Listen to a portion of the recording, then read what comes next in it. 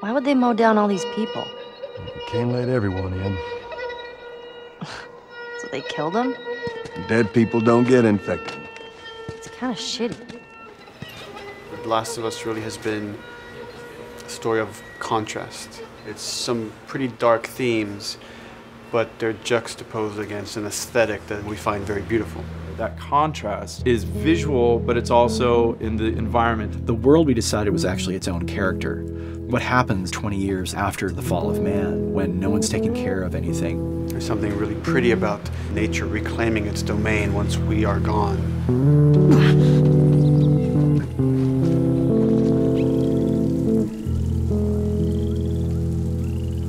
So everything we're doing in the environments is relating back to what you should be feeling in the story or what's happening to these characters. You as a player, you as Joel, you can look at these things and reflect about how much we've built and what we've lost.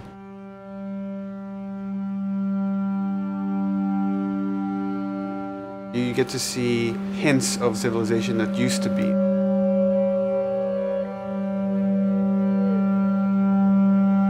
Each level has, a lighting artist, a modeler, and a texture artist, and we all work together. This was the block mesh that they gave me, and it's at the interior of a building.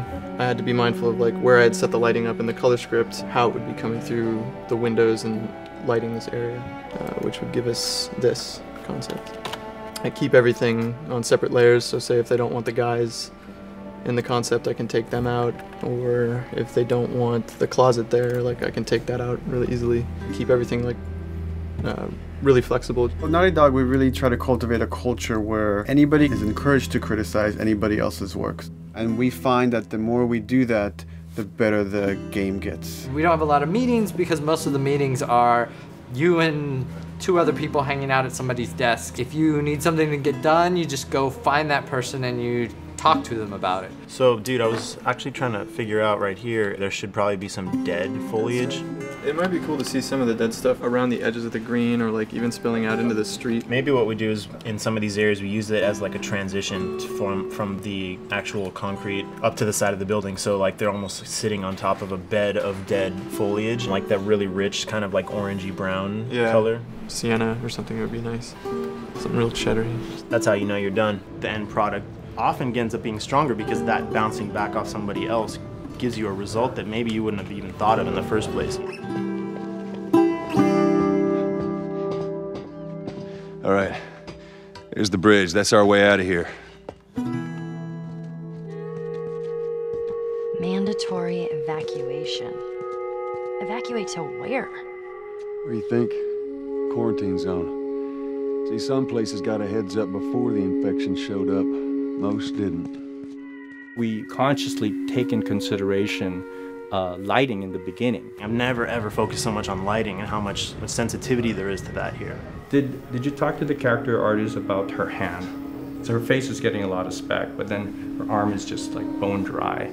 You think something we can tweak in shader? We'll have to send back to character team Michael to take a look. I can play with the lights and see if that's creates more spec. Yeah. So all the characters cast soft shadows onto the environment. Even when there is no direct sunlight or no direct light sources, we still have nice fuzzy shadows.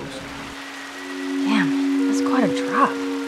If you shine a light on a red wall, it will bounce the red lighting on the whole environment, making it red. Everything should have a bounce lighting, otherwise the world is gonna feel dry and unrealistic.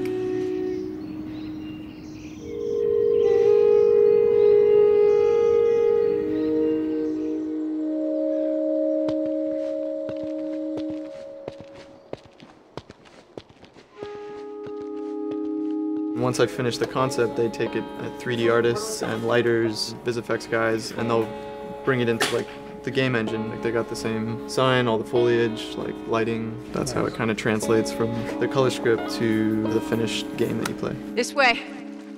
If we cut through downtown, we can hit the Capitol building by sunrise. We hope.